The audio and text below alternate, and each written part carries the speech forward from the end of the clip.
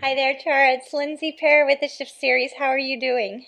I'm good. Nice to see you today, Lindsay. Nice to see you too. We've been intending to be in space together virtually for a while, so it feels like a culmination day, finally getting to sit together and to talk.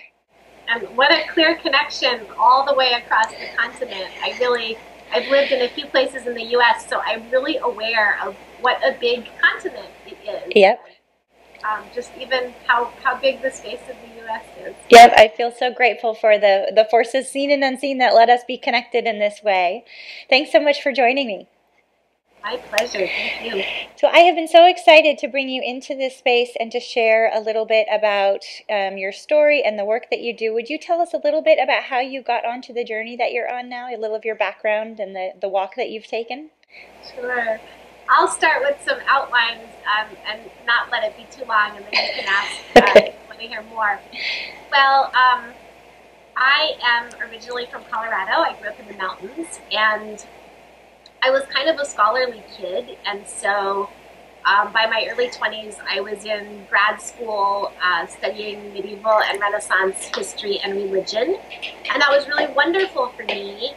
But I think in my sort of childhood discontent in the Rocky Mountains in a really small town where there was not much culture to be had, I was so focused on the intellectual attainments that it took me a long time to remember that I have an incredibly strong connection to nature. Mm-hmm. And so that started kind of arising in grad school. I was at Cornell in Ithaca, and it's very beautiful there. And so I think some of that was coming back. But then when I had children, I was staying home, raising them, finishing my dissertation, and teaching a little bit part-time. I started to become aware of environmental issues in a really different way. And my perspective started shifting a lot. Um, Part of it had to do with raising kids in a pretty dense suburban area and realizing that they were not getting the clean air and the quiet and the forests that I had had. Mm-hmm. And then there were the really tough kind of negative experiences of like the orange alert summer air pollution days and thinking, I'm raising my kids in this, and this is just today. There's also climate change going on in the bigger picture. So I started feeling increasingly unable to continue with my work as a historian. Although, I mean, that work is very much in my heart and it always will be. And so I very serendipitously discovered the new field of religion and ecology, which looks at human perspectives on the natural world over time and how they connect to the beliefs of the major world religions. So I've been teaching and working in that field for a few years, but simultaneously I've had a lot of health challenges, and those have put me for about the last 20 years, really since college and grad school, on a pretty intense search for how do I release the healthy person who seems to be inside me. And I realized a couple of years ago that my concerns and love and work directed toward the natural world, and my concerns and research and experiments directed toward health and wellness were in some ways feeling like separate paths to me, but actually they are really, really integrated. So my work now is mentoring women in particular, um, although I certainly have some male readers and followers, I think, but mentoring women in particular on how connection to the natural world is really a crucial part of our wellness, and also a relationship that's necessary in order for us to be serving nature's well-being.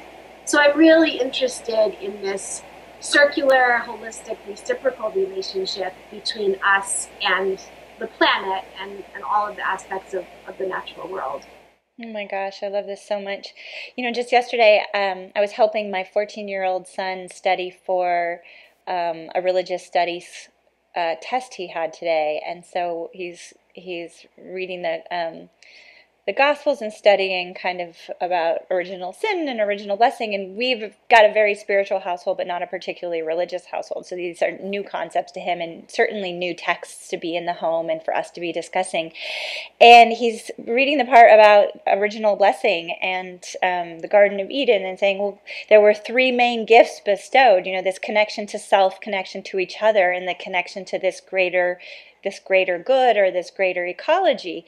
And he stopped and he said, well, when we are very connected to the nature connection movement, he goes, well, that's what we talk about in nature connection, to yourself, to each other, and to nature. And it's like, well, there, of course, these similar human themes, these similar themes of what it means to be in creation and in relation to one another. Why do you think it's taking us this remembering to really feel these concepts that have been, I don't know, obviously in different veins and schools of thoughts and religious paradigms, and yet it's still like us fighting through this fog of remembering to truly believe that they are as integrated as we know they are? Well, that's a big question, but I think it's a really important one right now. I think the simple answer is that in our search for a religion that we could understand easily and disseminate easily, we developed, especially in the three Abrahamic religions, Judaism and Christianity and Islam, we developed a lot of teachings that focus on the human relationship to the divine and just kind of didn't leave space for the relationship to creation. Now, it's in Genesis in a really compelling way. Yeah. I love to talk about some recent scholarly work that points out that our translation of that verse in Genesis 1 that says that we're here to dominate, if you actually read that in the Hebrew in context, the whole point is we're here to steward or guide or dominate in the way that the Creator would do, in the way that the Creator does. So, that all has slipped aside. Oh, that gave me chills, though. Yeah, I think a second big part of it is that in our human quest for intellectual development, especially in the early modern centuries in the West, we really prioritized the intellect over the body, and it's often through our physicality that we appreciate and connect to the natural world.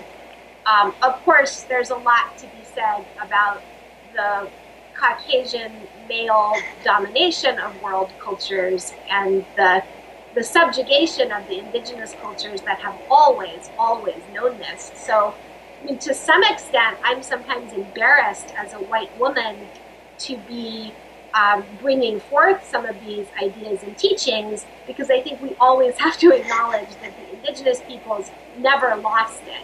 Right. And, it's new to us. It's new in Western and developed cultures for a lot of people, but that's not to say that it was ever totally forgotten, because it wasn't. Absolutely. So do you think then, well, and I know you do, tell me a little more about your thinking around how sickness is bringing us back to this awareness that it's actually serving a purpose on this trajectory of remembering? Well, I think that as we look, just for example, at the last 50 years, apparently we've seen a threefold increase in autoimmune illness. And that's not even counting other immune and inflammatory problems like asthma and allergies. That's not even counting, cancers. So in the last 50 years, which happened to be the time when we've inflicted the most abuse on the natural world and created the highest levels of toxicity and ecosystem deprivation and decline, we're also seeing really, frighteningly skyrocketing incidence of immune problems.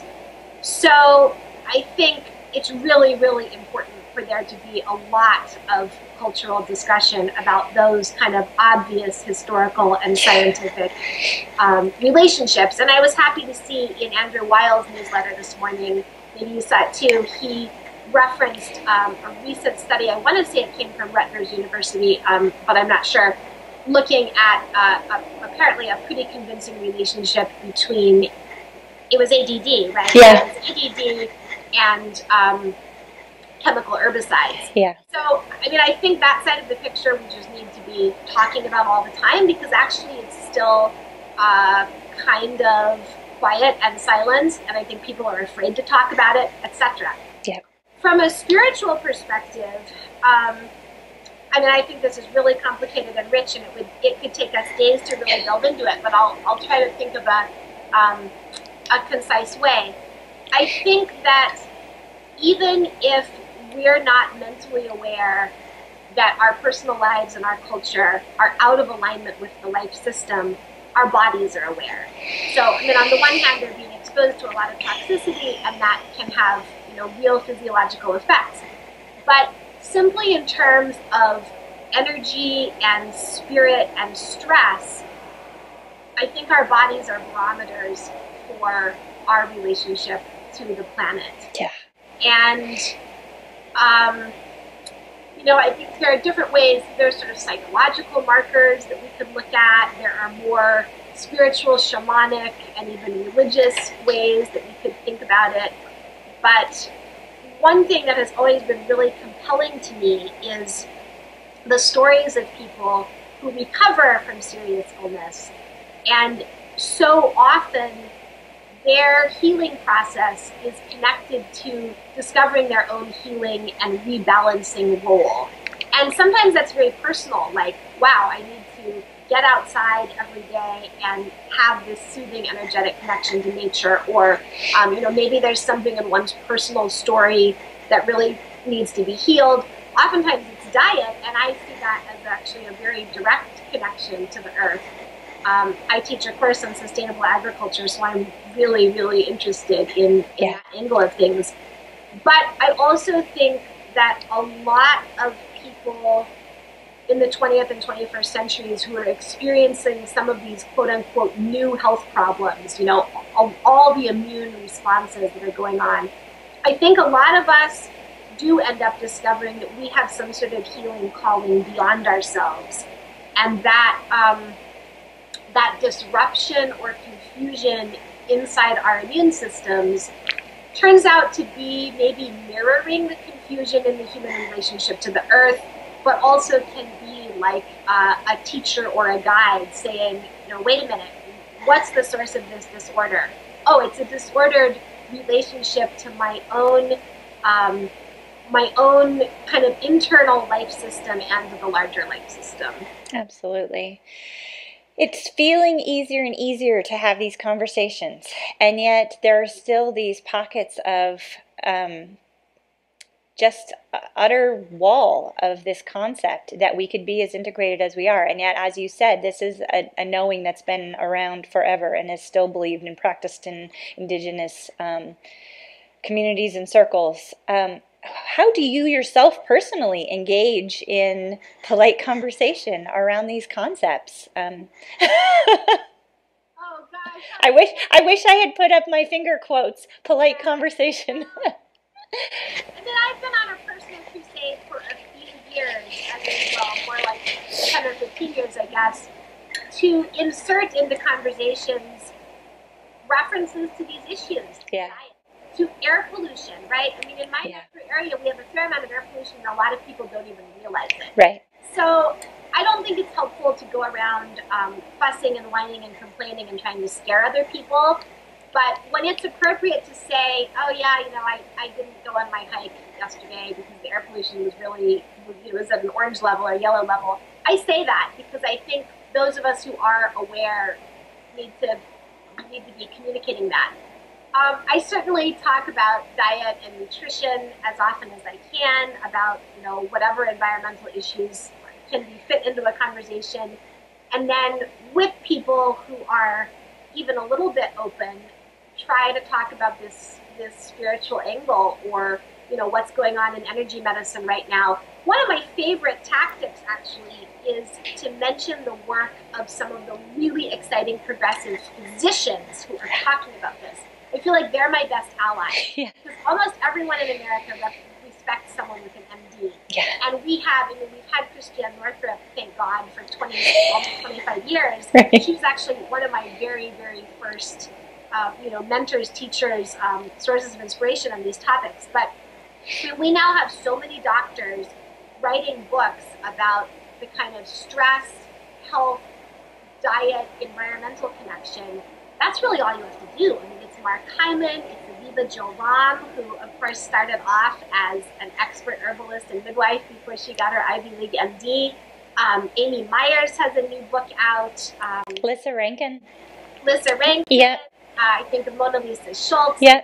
Intuitive. I think she has an MD, PhD. And I mean, really, if you and I spend a little time, come up with 10 or 20 doctors who are really interacting with the American public on kind of this holistic perspective. And I think they are helping us a lot. I so agree. And I really love that you brought up fear.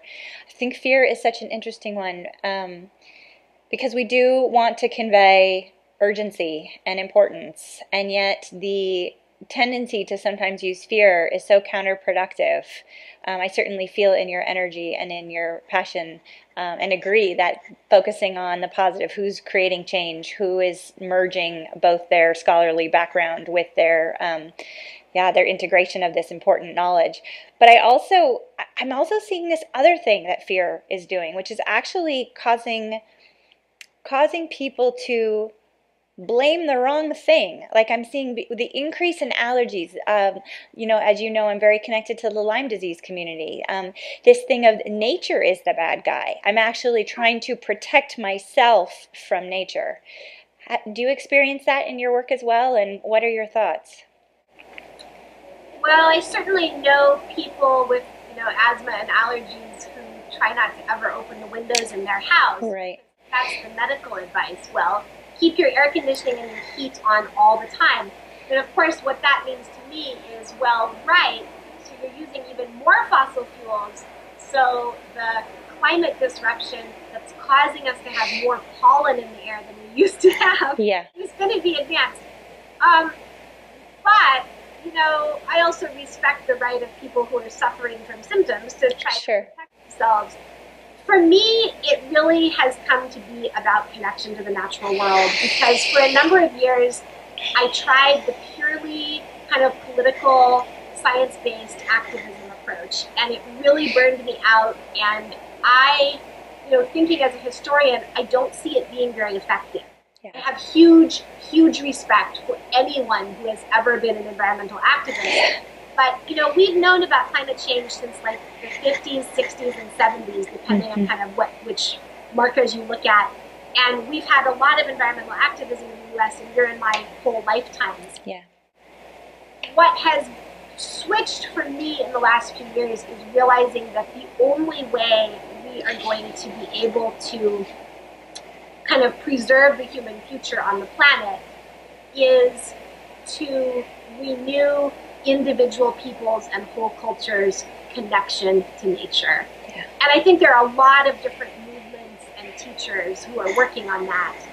And I decided I had to become one of them and contribute in my own way, because without that connection, it is purely this intellectual, well, there's a lot of pollen, I can't go outside. Right.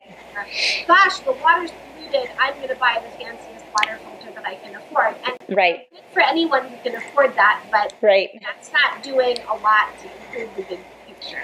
Absolutely. And without that connection, I mean, you mentioned the word alignment earlier, and it's such an important one. I mean, our, the health apps we've created are all about that awareness plus alignment, that ability to calibrate and find your way. But without a connection, we don't know what we're ultimately calibrating or aligning to. Or what the goal is. Or what the goal is, exactly.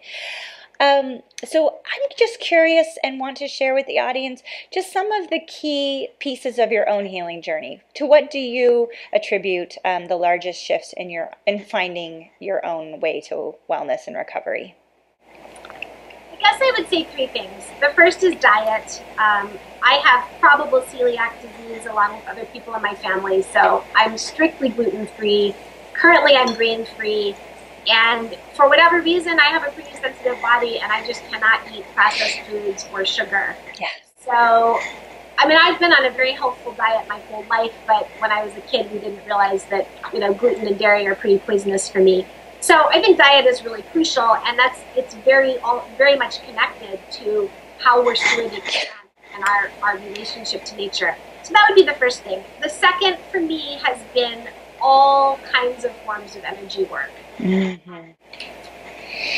For people with my types of health problems like celiac disease and fibromyalgia and Lyme disease. asthma Yeah. and things like that, there aren't really good medications, and I probably wouldn't want to take them even if there were. So what has been really healing for me are things like homeopathy and Eden energy medicine and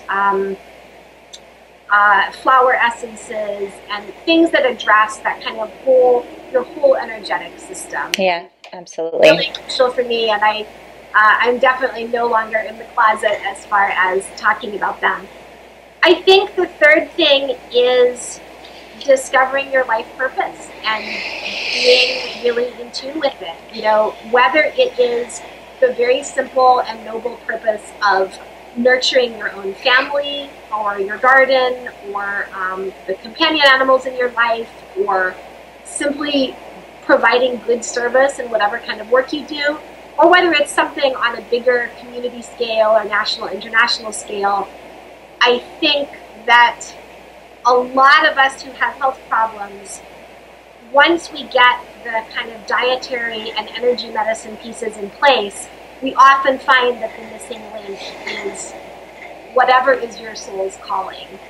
And I definitely have experienced the kind of shaman sickness phenomenon that when I'm doing work that's not particularly in alignment, I get much more sick. And when I'm doing work that seems to be more on the path I really feel called to, my health is better. Oh, it's so true. Thank you so much for sharing that.